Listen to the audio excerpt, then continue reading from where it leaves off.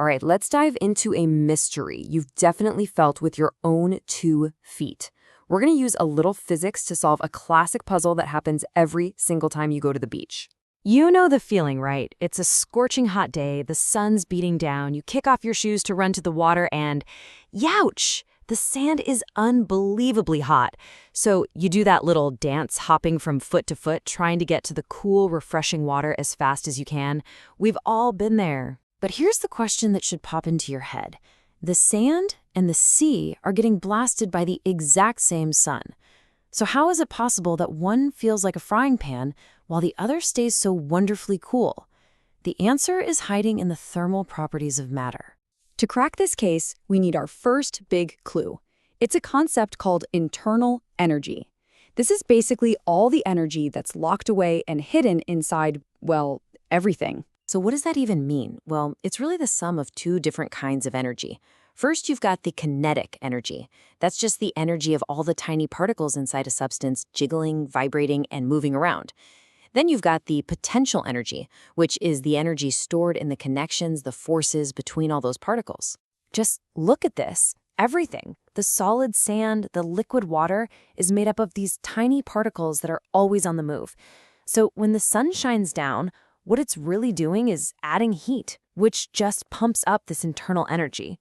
Okay, that's great, but it doesn't solve our mystery, does it?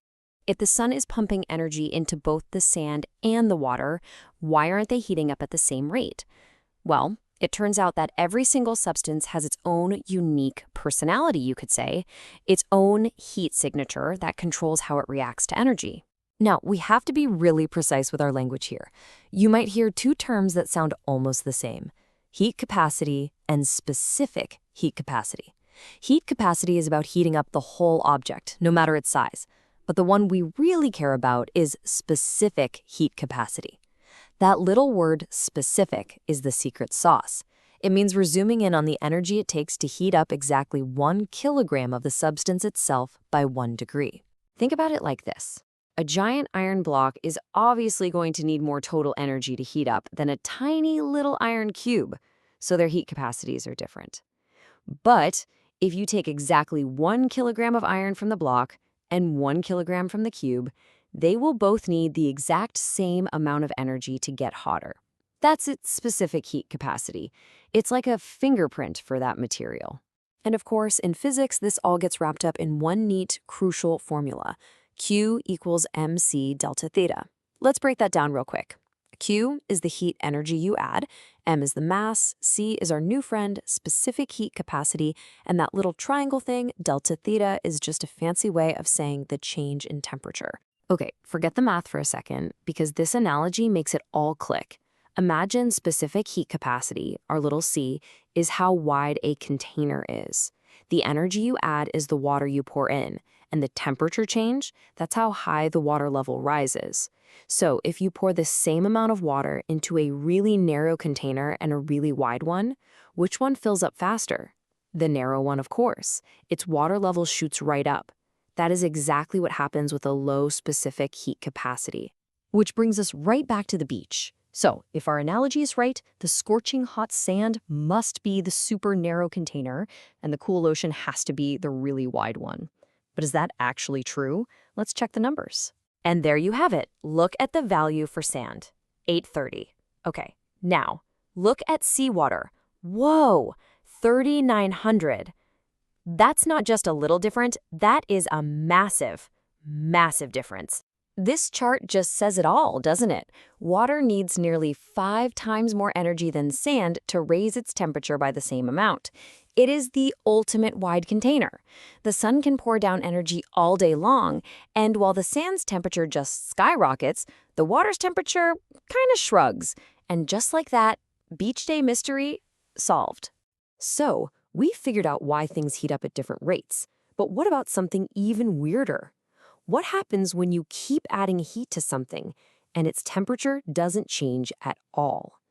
This little puzzle leads us to another hidden type of energy: You've definitely seen this before. Think about a glass of ice water. As long as there's still ice in that glass, the water stays at a chilly 0 degrees Celsius. Or think about a pot of boiling water on the stove. It hits 100 degrees and then just stays there, no matter how high you turn up the heat. So, where is all that extra energy going? It's going into something called latent heat. And the word latent literally means hidden. This is the energy that isn't making things hotter. No, it's doing a much bigger job. It's being used to physically break the bonds that hold the particles together, so the substance can actually change its state. And you'll mainly run into two types of this. There's the latent heat of fusion, which is the energy needed to melt a solid into a liquid. And then there's the latent heat of vaporization, which is the energy it takes to boil a liquid and turn it into a gas or a vapor. Okay, this is the really cool part. What's happening down at the particle level? Now listen up, because this is a key idea. During that change of state, the energy you add isn't making the particles wiggle any faster. Their kinetic energy, and therefore their temperature, stays the same. All of that energy gets poured into increasing their potential energy. It's being used to push the particles further apart and break them out of their old formation. All right, let's put it all together. We've got specific heat, we've got latent heat. We can actually map out the entire thermal journey of a substance from solid all the way to gas using one incredibly powerful diagram. And here it is. This is a heating curve. You can think of it as a master map for all this stuff. Along the bottom, we're adding heat, and on the side, we're watching what happens to the temperature. It tells the whole story in one simple picture. So check this out. See the diagonal sloped sections? That's specific heat capacity at work. That's when the temperature is actually rising. But then, look at those flat parts, the plateaus. That is latent heat in action. We're pumping in energy, but the temperature isn't changing one bit. It's all being used to change the state, first melting the solid, and then later boiling the liquid. And this gives us the behind-the-scenes look. On those slopes, the energy becomes kinetic energy. Particles are vibrating faster, so temperature goes up. But on the flat sections, the energy becomes potential energy. It's being used just to break the bonds and push those particles apart. It's a perfect visual summary of everything we've talked about. And that really is the big takeaway. All this talk of specific heat and latent heat might sound a little abstract, but it's happening all around us, all the time. It's why the ocean keeps coastal cities cooler in the summer, and it's why you can boil a pot of water for pasta. It's invisible physics shaping our world in very visible ways. So I'll leave you with one last puzzle to chew on. Think about a puddle of water on the sidewalk after it rains. It's a cool, maybe even windy day.